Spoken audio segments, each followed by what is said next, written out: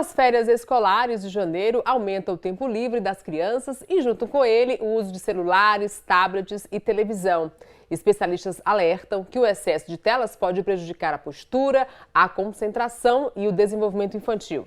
Sobre esse assunto, eu vou conversar aqui com o Dr. Jacques Esmeraldo, que é fisioterapeuta e presidente do CREFIT 6. Um prazer recebê-lo aqui no Papo Saúde, no primeiro Papo Saúde de 2026. A gente está em período de férias, né? E nesse período é comum que os pais permitam que as crianças e os adolescentes passem mais tempo na tela, né? Isso pode ser prejudicial o quanto? Exatamente. Então nós temos aí hoje uma epidemia, né? A maioria das crianças hoje estão utilizando telas e aí a gente tem aí a diferença entre televisão e celulares e tablets, né? Que o celular e o tablet tem toda uma interação muito mais rápida ali na mão, então acaba fazendo com que a criança e o adolescente passe muito mais tempo aí nessa tela e não sinta realmente, né? Diferente da televisão, que geralmente assiste ali um programa, um desenho, e é ali corrido, mas você sabe que vai finalizar. Celular e tablet não tem isso, então é um problema maior, porque hoje não é mais só a opinião dos especialistas, hoje existem estudos falando sobre o problema com que as telas trazem, principalmente para o desenvolvimento neuromotor das crianças. Então, cognitivo também, isso já está comprovado por estudos que trazem grandes prejuízos aí para as crianças, né? Principalmente porque o cérebro das crianças ali estão em desenvolvimento.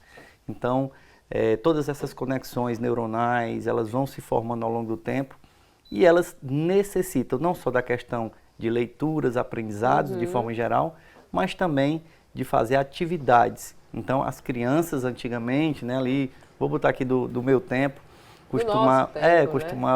costumávamos a correr em rua, brincar de diversas tipos de brincadeiras ali, subir em árvore, pega, e por aí vai, né?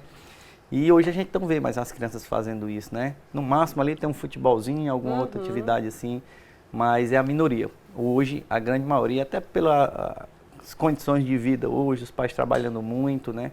Diferente de um tempo atrás. Então, acabam deixando realmente mais tempo ali para poder a criança se entreter mais. Mas hoje, já está comprovado. Esse é um prejuízo gigantesco que está trazendo aí no desenvolvimento cognitivo e motor das crianças. A gente falando aí desse prejuízo cognitivo, desse prejuízo motor, mas também a questão postural, a questão física também pode ser afetada dessas crianças. Como? Pronto, como eu acabei de relatar, antigamente a gente corria, fazia todo tipo de brincadeira, hoje não tem. Então o cérebro, né, as questões músculos esqueléticas, tem vários sensores aí distribuídos pelo corpo, articulações, músculos, tendões, que quando ativados eles mandam informação para o cérebro. E quando eu não tenho essa ativação, eu não tenho informação para o cérebro. Então, nessa região aí, né, que identifica os movimentos, que vai formando o caminhado mais regular, vai evitando topadas, enfim, um desenvolvimento neuromotor muito melhor, a criança fica nesse prejuízo. E quando tem esse prejuízo, os músculos respondem menos, ficam mais fracos, perdem essa sensibilidade e aí você vai tendo os prejuízos que vão. Não é aparecendo mais cedo, é precoce mesmo, né? Que tipo de prejuízo? É alguma doença específica? Você falou em músculo, o músculo não desenvolve da maneira que tinha que se desenvolver, ele não cresce da maneira que tem que crescer? Pronto. Começa o mais básico, fortalecimento. Então o músculo ele fica mais fraco porque ele não tem ativação. Além disso, o músculo tem, durante todas as questões tendíneas e neuromuscular, ele tem menos ativações dos receptores, menos criação de determinadas células, por exemplo, mitocôndria. A mitocôndria ela é uma usina de força do músculo e quando eu não movimento, não faço forças, eu não tenho criação. Por quê? Porque eu não preciso. Então, traz prejuízo a nível bem microscópico e como também macroscópico. E aí você vai ver, a criança é aquela mais atrofiada, os músculos não têm força, quando anda ou corre, tende a tropeçar, a cair mais. Então vai trazendo prejuízo ao longo, né, desse desenvolvimento e ao final vai gerar aí ansiedade, depressão, dentre outras doenças aí mais sérias ainda, né, porque isso pelo menos a gente consegue reverter, mas depressão não é algo 2 mais 2 são 4, né, então começa a entrar no âmbito um pouco mais complicado até. Doutor, tirar a tela 100% é impossível, porque essa geração nasceu com tela, não tem mais como não viver com. Mas como fazer para equilibrar o uso de tela e o desenvolvimento saudável? Bom, primeiro, responsabilidades a gente tem que atribuir a quem se deve, que são aos pais. Que são os adultos, Exato, né? Os responsáveis. A criança não trabalha, ela recebe o celular, às vezes utiliza o celular do pai ou da mãe, e aí cabe aí fazer esse controle do tempo de uso. Então, não é que não devo usar de jeito nenhum, obviamente que seria o ideal, né? Mas a gente hoje, como você falou, a mãe está ali trabalhando, às vezes está online, o pai também, precisa sair, então acaba deixando um pouco a criança ali realmente nas telas, mas limitar seria uma das melhores opções, né? E aí tentar ver também o conteúdo que está sendo visto, porque existem conteúdos... É outra preocupação grande, esse conteúdo, né? Isso, porque existem conteúdos que eles são bem prejudiciais, que tem coisas aí que você vê de pedofilia e dentre outros assuntos muito sérios, e aí as crianças precisam ter essa limitação. Tanto o acompanhamento, como a limitação do tempo de uso.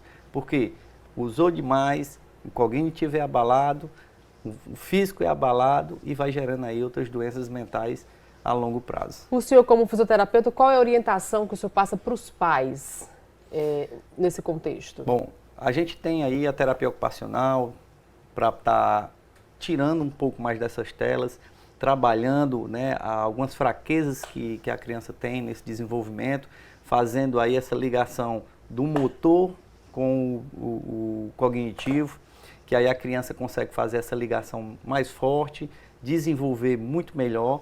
E na fisioterapia a gente tem aí, por exemplo, uma postura mais errada, como você relatou, a criança passa 2, 3, 4 horas ali no celular, na tela, e aí a criança vai, né, admitindo uma forma Fica dando um encurtamento aqui no pescoço, que a gente chama um posicionamento mais de flexão, né, que é se fechando, e isso vai gerando alterações durante os anos na formação, né, principalmente das vértebras, elas vão criando deformidades e isso é irreversível a longo prazo, e realmente aí às vezes tem que entrar numa cirurgia ou alguma coisa mais séria. Então, na fisioterapia, maior, né? Na fisioterapia no momento é preventiva, é tratamento em si, né? Então, alongar muitas cadeias musculares existentes, fortalecer para que os discos não sejam muito comprimidos, porque você passa 3, 4 horas, são muitos quilos, né, em cima, então a gente sabe aí que o braço de alavanca na coluna ela é muito alta, chega a 150 vezes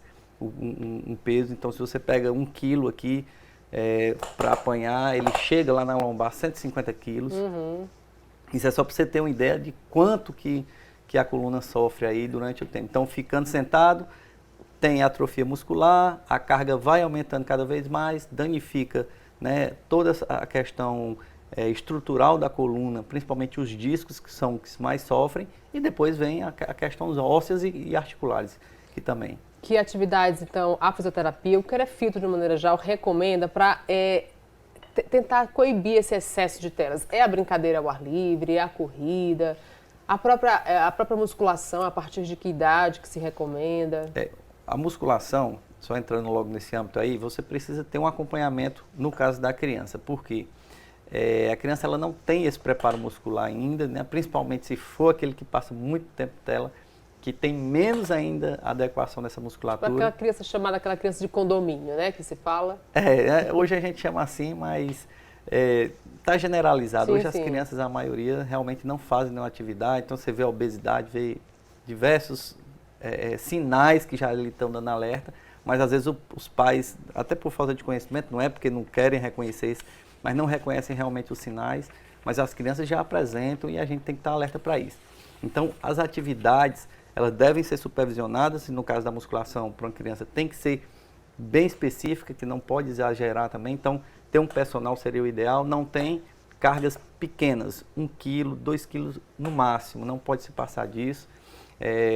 E aí, realmente, pegar essas crianças, levar para os parques, a gente tem parques aqui na cidade de Fortaleza, praças, parques, que dá para brincar. Praia, não falta local. E nessas férias a gente sabe que as crianças aí estão em casa, então geralmente todas as crianças brincando é uma preocupação, porque fica com medo de cair, com medo de se cortar, de ter algum acidente mais sério, né? Mas na maioria das vezes, as crianças brincam e não tem problema nenhum. Então, leve para as praças, leve para os parques aí. Os pais têm ali, você fica até um momento de lazer, porque eles começam a interagir com outras crianças. Verdade. E a questão cognitiva também, dessa interação social. Não vai ficar uma criança ou um adolescente que quer estar trancado dentro do quarto, né? Porque às vezes fecha a chave da porta ali do quarto e aí se isola realmente do mundo. Então, fazer isso agora é importante para que você também tenha essa interação aí da criança com o mundo em geral, né? Com outras crianças também. Então, leve, né? Tem parques, tem shoppings, tem praças, praia. Nós temos muita coisa aqui em Fortaleza oferecendo aí para essas crianças não ficarem presas dentro de casa. Com certeza, não falta espaço ao ar livre, né? Você falou aí da musculação e ela é recomendada a partir de que idade com essa supervisão, com essa orientação correta? Bom, na área de saúde não existe nada específico, é desce daqui não. Então a gente precisa ver quais são as recomendações. Se essa criança está apresentando algum tipo de deficiência, para que a gente faça a indicação de realmente ela está fazendo um fortalecimento. Mas o fortalecimento não é obrigatoriamente só musculação não. A gente pode fazer, por exemplo, uma reprogramação postural global, que é o RPG. A gente trabalha com fortalecimento e alongamento ao mesmo tempo. Então, já inicia ali com crianças de 6, 7, 8 anos de idade. Quando chega na puberdade também, principalmente para as mulheres, né, meninas que começam a desenvolver ali, a questão hormonal começa a alterar muito. E aí a criança, que sai ali da fase de criança para a adolescência, que vai dar o estirão de crescimento, ali é que a maioria das disfunções posturais elas se apresentam. Então, o cuidado ali antes da menarca ela é essencial. Entendi. Se recomenda para quem trabalha muito com computador, para quem, alongar um pouquinho antes, durante o trabalho. Isso também é recomendado para quem está usando muita tela, para criança e para o adolescente, dar uma alongadinha no pescoço, alguma coisa do tipo. Hoje se fala muito da questão do trabalho, né? Da saúde do trabalhador, tem as horas certas para fazer alongamento e tal. E para a criança não é diferente. Então, o corpo é igual, né? Tirando as suas devidas proporções, claro.